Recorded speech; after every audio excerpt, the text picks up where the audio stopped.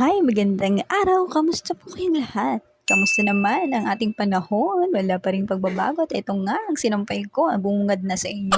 Eto nga palang mga sili na to ay napatuyo ko na. Isasalig ko to mamaya sa mga garapon.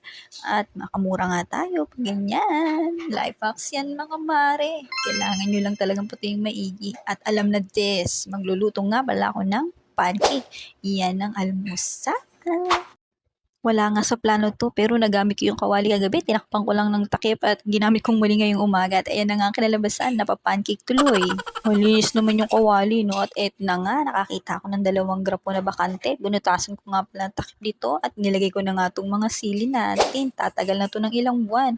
At sumunod nga, naisipan kong gumawa ng sabaw, mag-iimbento na naman ako. Nandiyan na yung mga sangkap, nililista ko. Ito yung tira-tirang buto ng manok at gagawin ko ngang sabaw. Di bali lang mainit. Gusto ko lang talagang magsabaw.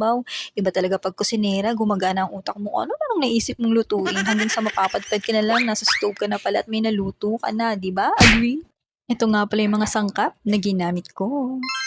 Medyo goods ang voiceover ko 'pag ako lang talaga tahimik ang paligid. Yay! May ka-artihan at kalandian. Yan nga pala ang ulam namin. Wala nang ulam eh. Galante si boss kaya napajabi kami at ito, 'di ba, ang linis na ng lababo. Ayan! Tapos nagluto na naman ako. Ginawa ko nga pala ng egg cheese yung alaga kong isang babaeng dalaga at ayaw daw niya ng manok at ayan na nga. Ito ang kanyang hapunan. Hapunan na ako nakapag edit at daming ginawa. Napakainit maghapon. At ito nga, talaga naman, bisyo ko ng add cart last pay pa more. Ang haba na naman ang listahan. May pagbibigyan nga pala ako nitong mga fan na to.